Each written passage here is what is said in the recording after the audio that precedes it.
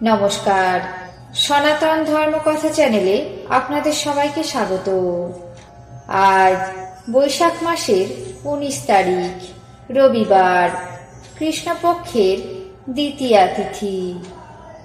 মহাভারতের সভা পর্বের 33তম অধ্যায়ে ভীষ্ম প্রমুখ কৌরবদের আগমন পর্ব শুরু করব।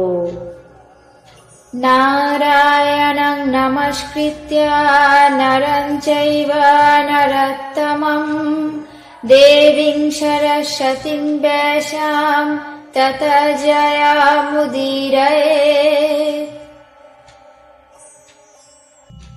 ব্রাহ্মণেরা রাজার দ্বারা সৎকৃত হয়ে বাসভবনে উপস্থিত হয়ে নৃত্য গীত আদি দেখে নানাবিধ কথা প্রসঙ্গে পরম সুখে দিন যাপন করতে লাগলেন।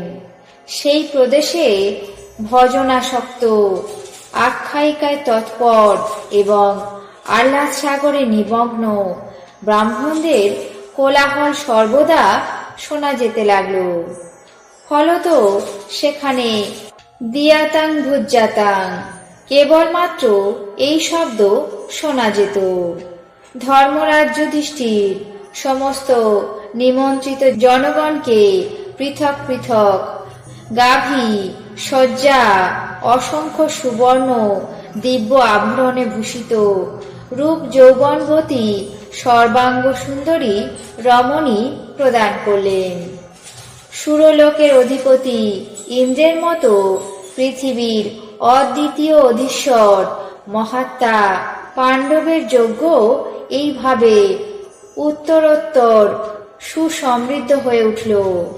তারপর রাজা যুধিষ্ঠির, ভীষ্ম, দ্রোণ, ধৃতরাষ্ট্র, বিদুর, কৃপাচার্য এবং দুর্যোধন আদি ভাইদের নিমন্ত্রণের জন্য নকুলকে হস্তিনাপুরে পাঠালেন।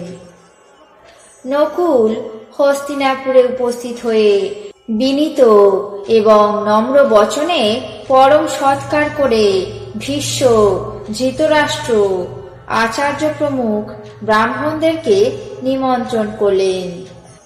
তারা অত্যন্ত প্রীত মনে নিমন্ত্রণ স্বীকার করে যজ্ঞ দেখার জন্য সেখানে গমন করলেন। যজ্ঞের সমারোহ শুনে কৌতূহলী হয়ে নানা দিগন্ত নিবাসী ক্ষত্রিয়গণ তাদের সঙ্গে চললেন। ধৃতরাষ্ট্র, ভীষ্ম, বিদুর, দুর্যোধন প্রভৃতি ভাতৃবর্গ গান্ধাররাজ সুবল, শকুনি, অচল, বৃষক, কর্ণ, শল্য, বাহলিক, সোমদত্ত, ভূরিশ্রবা, শাল, অশ্বত্থামা, কৃপাচার্য, দ্রোণাচার্য, সিন্ধু দেশের অধিপতি জয়দ্রথ, তারই পুত্র যজ্ঞসেন, ভগদত্ত, মহাসাগরের উপকূল নিবাসী ম্লেচ্ছগণ, পার্বতীয় রাজাবৃন্দ, রাজা বৃহদ্বল, পৌণ্ড্রক, বাসুদেব, বঙ্গ এবং কলিঙ্গের অধিপতি আকর্ষ, কুন্তল, মালব দেশীয় রাজাগণ, অন্ধগণ, দ্রাবিড় রাজ্যের অধিপতি, সিংহলের অধীশ্বর, কাশ্মীর দেশীয় রাজা, কুন্তিভোজ, গৌরবাহন, বাহলিক দেশীয় অন্যান্য রাজাগণ, বিরাট রাজা এবং তার দুই পুত্র, শিশুপাল এবং অন্যান্য জনপদেশ্বর রাজপুত্রেরা সকলে বিবিধ রত্নজাত গ্রহণ করে ধর্মরাজ যুধিষ্ঠিরের যজ্ঞ দেখতে আগমন করলেন। বলরাম, অনিরুদ্ধ, গদ, প্রদ্যুম্ন, শাম্ব, বীর্যবান, চারুদেষ্ণু, কঙ্ক, উলমুক, নিশঠ, মহাবীর, অঙ্গবাহ প্রভৃতি নিখিল যাদব এবং মধ্যদেশীয় রাজাগণ পরম আনন্দে সেই রাজসূয় যজ্ঞে উপস্থিত হলেন। ধর্মরাজ যুধিষ্ঠির সমস্ত রাজাদের প্রতি যথোচিত সম্মান দেখিয়ে তাদেরকে পৃথক পৃথক বাসস্থান প্রদান করতে অনুমতি দিলেন। সকল গৃহই নানা প্রকার ভক্ষ্য দ্রব্যে পরিপূর্ণ এবং রমণীয় দীর্ঘিকা ও পাদসমূহে সুশোভিত ছিল। সেই প্রাসাদমালা কৈলাস শিখরের মতো উন্নত, শুভ্র এবং মণিময় কুমকুমে অলঙ্কৃত। তার চতুর্দিক সুধা ধবলিত অতি উচ্চ প্রাচীর দ্বারা পরিবেষ্টিত। তার গবাক্ষ সবই সুবর্ণ জালে জড়িত।